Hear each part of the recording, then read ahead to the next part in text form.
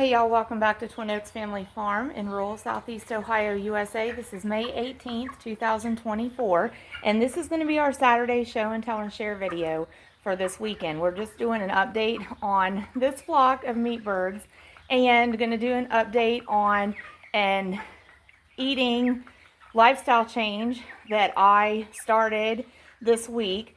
So do that, and I want to tell you about a couple channels that I got to enjoy throughout this week some. There's not a lot of time for viewing different videos through the week for me, but I was able to keep up with a couple of channels that I try to check in with on a regular basis.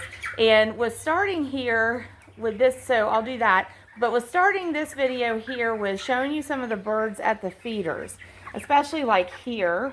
Well, we'll kind of walk around because actually pretty much at all of them. So look how those birds are around those feeders. I didn't count how many are fitting there, but 1, 2, 3, 4, 5, 6, 7, 8, 9, 10, 11, 12. There's probably one on the back side I can't see, 13, 14.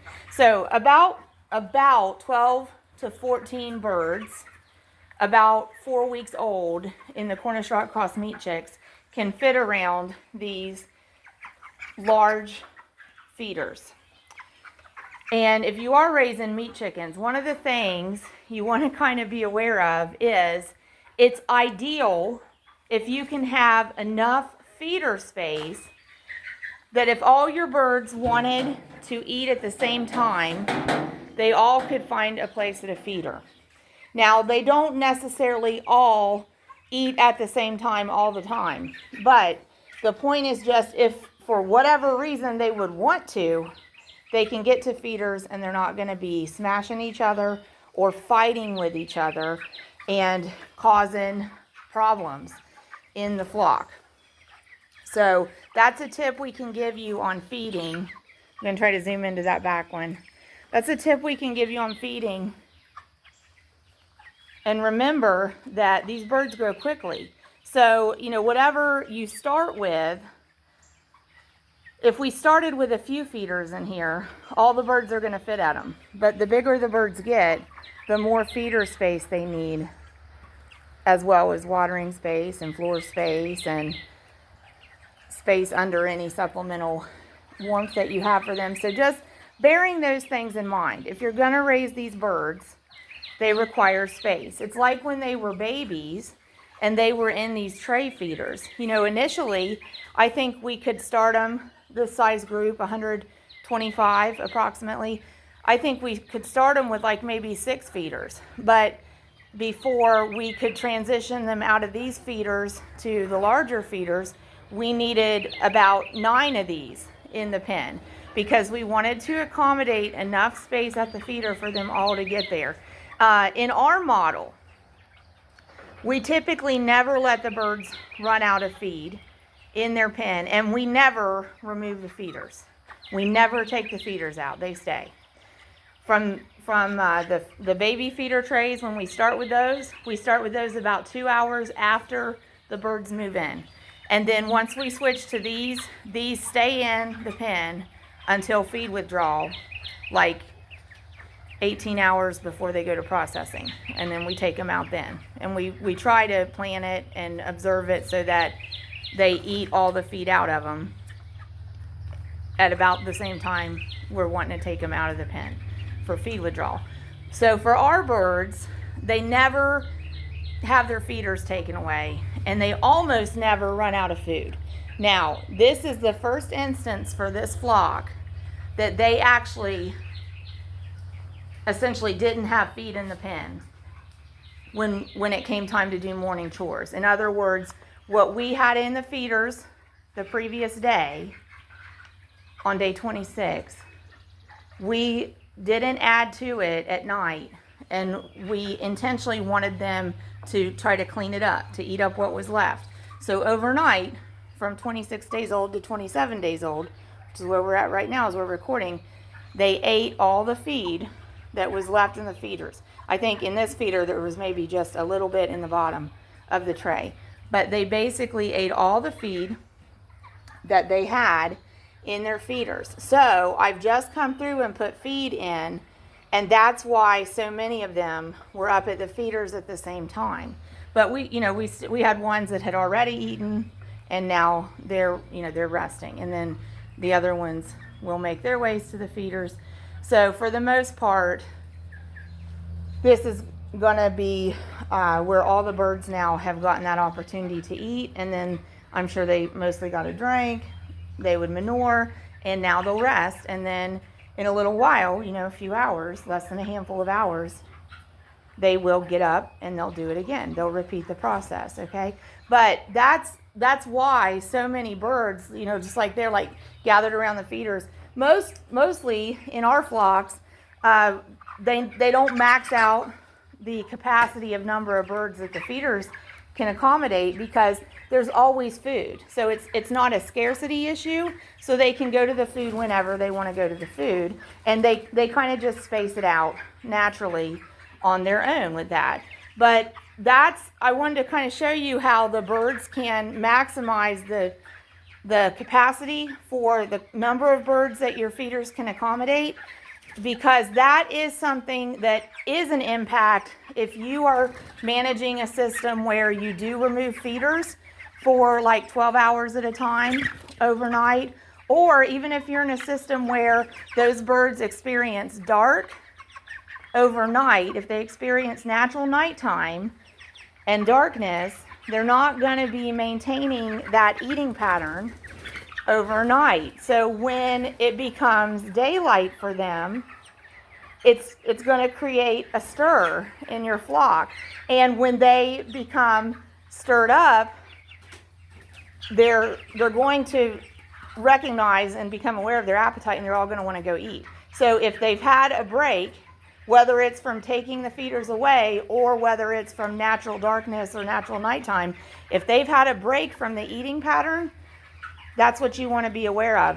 When it's daylight again, or when you give the feeders back, they're going to be aware pretty quickly that they want to go eat. Their appetite is going to dawn on them. And so if that's the system for the birds you're raising, they're all going to want to go eat at the same time.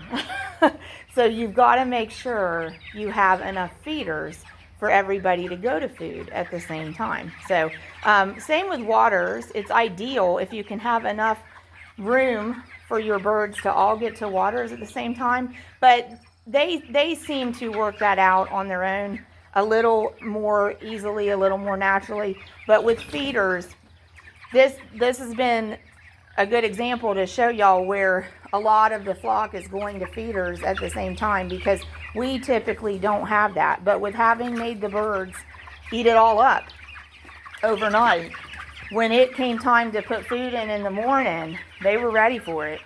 They were ready for it. And as soon as the food was filled into those feeders, they were going to it. Okay? So that's kind of a tip on that. So we've fed now 600 pounds. So what's in the feeders now that they'll eat it today is a total of 600 pounds that we've given the birds from day 1 to day 27, 600 pounds, okay? And they will eat, what will our birds eat in their production length? They will eat 1,000 pounds of food. So we're looking ahead, like now, we know we want the flock to consume right at 1,000 pounds of food. Not more than that and not less than that. So we have it packaged in 50-pound bags. It's Kalmbach, 22%, start to finish meat bird, okay? That's what we're feeding them. We do opt to get the Kalmbach meat bird feed that includes the ingredient Amprolium as a coccidia inhibitor to help us kind of prevent coccidosis affecting our flocks. But you can get Kalmbach that is not formulated with Amprolium if you want to. The Amprolium ingredient triggers the bag to have to be labeled as medicated. But that's why it's labeled medicated. It's because of the Amprolium, and that's why we use the Amprolium. It's a coccidia preventer because it's a coccidia inhibitor, and coccidia is a protozoa that is naturally found in the soil, that it can affect all kinds of animals, including dogs, including your pet dogs, puppies, and all kinds of other kinds of livestock in addition to poultry. But it is not residual in the meat. The coccidia is not residual in the meat, and neither is the amprolium. And we do a total feed withdrawal before they go to processor 2. So we're stopping the input of the feed and whatever is in the feed. And we're stopping the input of the feed before it goes to processing. And if you're familiar with livestock, anything in the feed that is like, you know, an ingredient like that, like the amprolium, if it's going to be a problem or leave residual in the meat, there may be an additional withdrawal time from that particular ingredient imposed.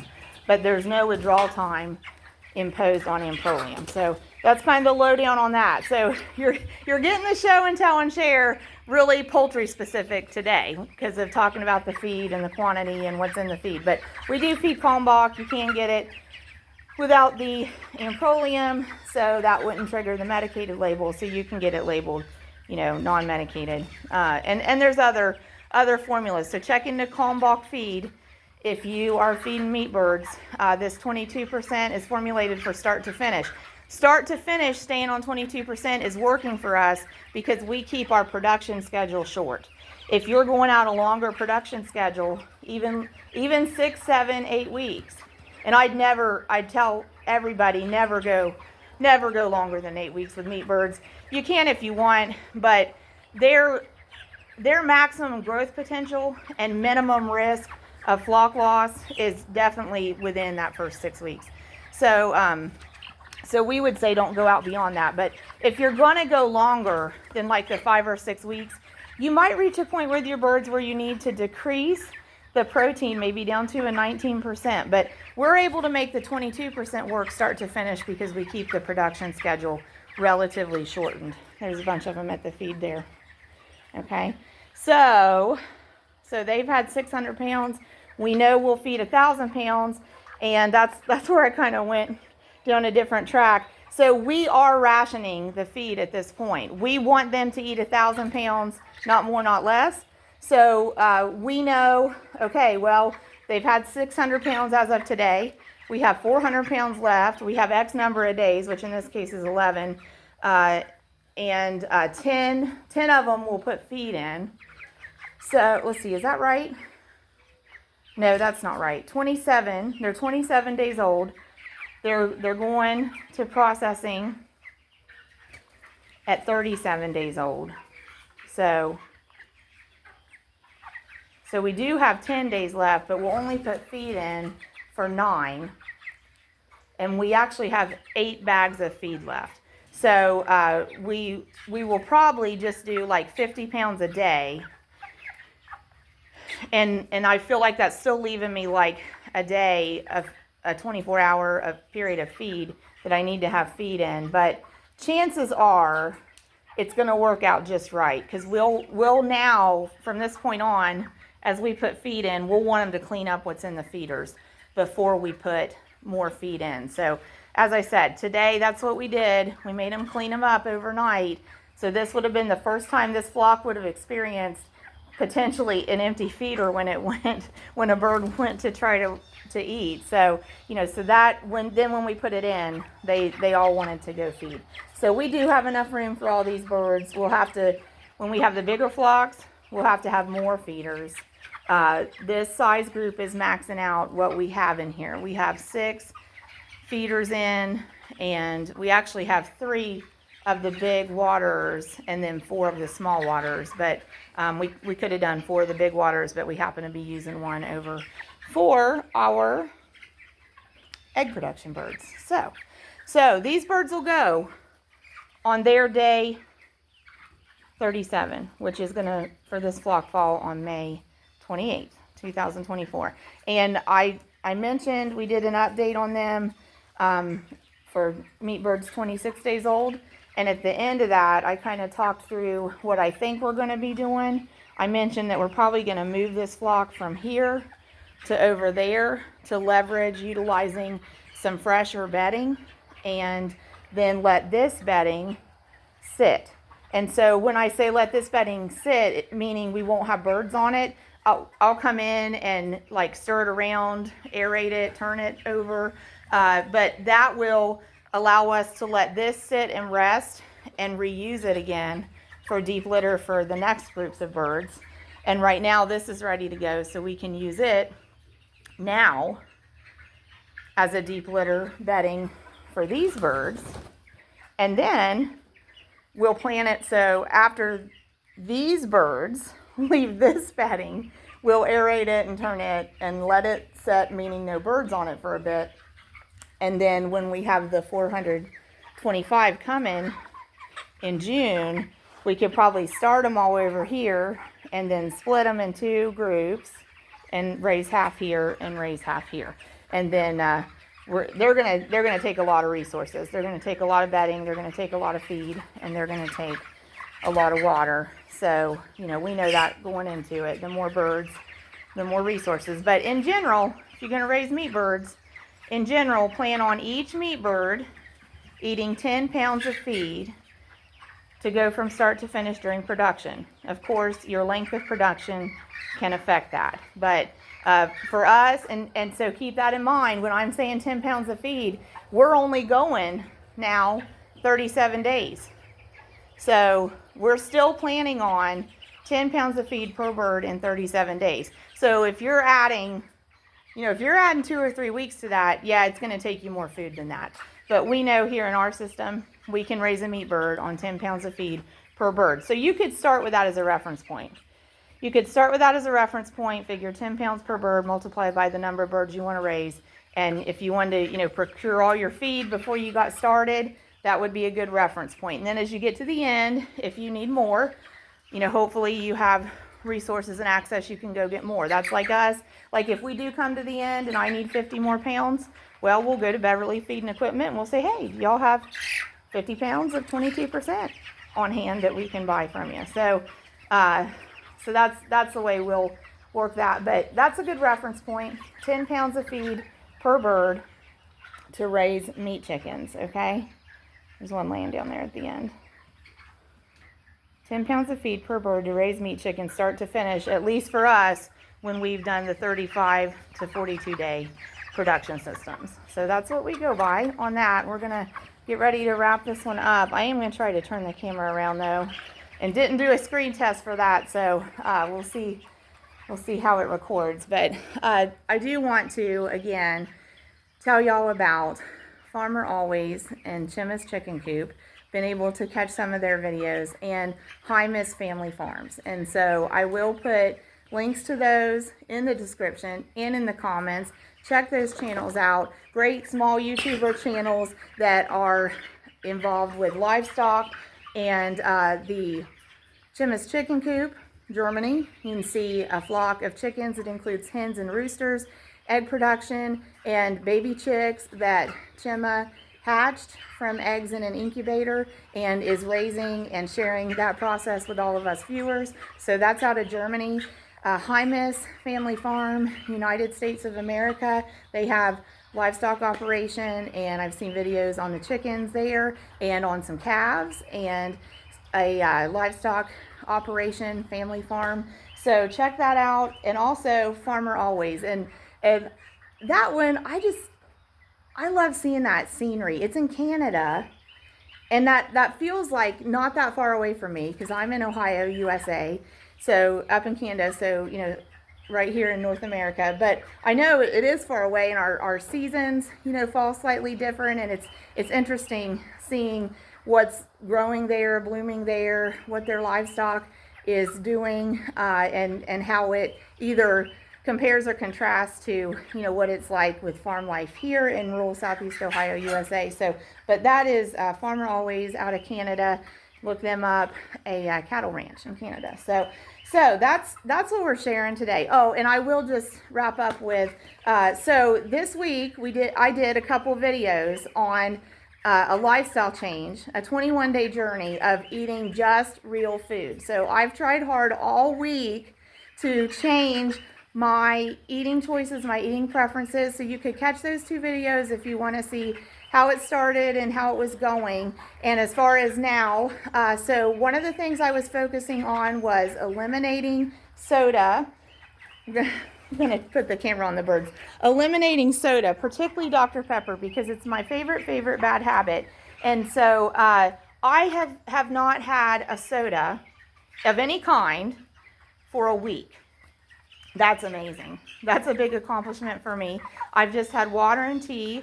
I am allowing myself to have just real sugar or honey in the tea for sweetening. The other thing I was focusing on, because I read that it is healing to our gut, was consuming chicken broth daily, about 28 ounces daily. And I could, use it like a soup and add things to it, but I also found that it made it really easy for me to make that goal by boiling it on the stovetop and putting it in an insulated tumbler and just sipping on it. And it would keep it warm, hot, for 4 or 5 hours. So I was able to accomplish that every week, or every day this week. So for one thing, if that's accurate information that I got, that heals your gut, for one thing, that was helping me make myself healthier and well from the inside out, which is great. And for another thing, it was kind of filling my stomach and eliminating that kind of craving for me to fill it with empty calories, like snacks and things that would be starchy and just filled with a lot of calories and possibly empty calories. So the chicken broth is helping. I didn't have soda. That's a big accomplishment. And I did manage to walk a mile every day. And so the really important part is, what is the outcome of that? Prior to this, and I can't believe this in just a week's time, but really in a matter of about 3 or 4 days, I experienced a big improvement in reduced pain in my joints, and in, like, especially my hands and feet, and in the joints of my hands and feet, and also in my eyes. When inflammation affected my body, it would affect my eyes and my vision and my eyes' ability to, like, focus and adjust in different lighting strengths. And so I believe that these different choices this week, no soda and real food. So like the chicken broth, and in addition to the chicken broth, I've tried to make sure that just everything I've eaten is like a real vegetable or a real fruit or a real meat or a real protein, like an egg, not manufactured food-like products, no preservatives, no additives, things, no food dyes, no high fructose corn syrup. So that's what I focus on all week. And I have not had any pain in my hands when I get up in the morning the last 4 days. And I've had minimal pain, less pain than I've experienced in years, in my feet. And I've also had less visual disturbance. So something about the eating plan is helpful. And of course, when you experience that, less pain, less stiffness, less soreness, it makes the goals like walking a mile every day much, much easier to accomplish. So I would say that the eating choices are helping me feel better and be healthier, and I'm going to continue it. I'm trying to stick with it for 21 days, and then I'll see where I'm at. So I can't say that I'll never have Dr. Pepper again, because I really truly love it, but maybe if I'm off of drinking it for a while, maybe when I have it again, maybe I'll recognize that I probably exaggerated it to be better than it is, and maybe I won't even want it at that point. I've heard and been told from even viewers, other people have said, they find if they give up sugar and are off of it for a long time and then have it again, when they do, it's like a sugar rush to their brain. They recognize that it impacts them, and it feels like it impacts them in somewhat of a negative way, and they find that they don't really want to even go back to that. But I'm sure I'll always love the taste of Dr. Pepper, and that's just the way it is. But I think the eating changes are helping. So if you are struggling with soreness, inflammation, with eating choices, I would say, it's worth a try to eliminate the processed foods and try to connect back to foods that look like the source they came from, try to eat real foods, and while you're at it, you could even maybe produce some of those or support local farmers in your area by getting produce, proteins from local producers. So we always want to encourage people to heart local ag wherever local is for you. You can source produce and proteins from producers in your area. You might even be able to, like in an operation like this, you can see where your poultry is raised. You can see where the eggs come from, how the hens are raised that are for egg production. And if you're inclined to do it and have the space and the time and the resources to do it, you can grow the produce and the herbs, and you can maybe even raise some livestock. So think along those lines if you think that some of those choices would help you feel better. But I think the food-like products in our food systems are making a lot of us feel sick. So thanks for joining me. We appreciate you, and God bless you.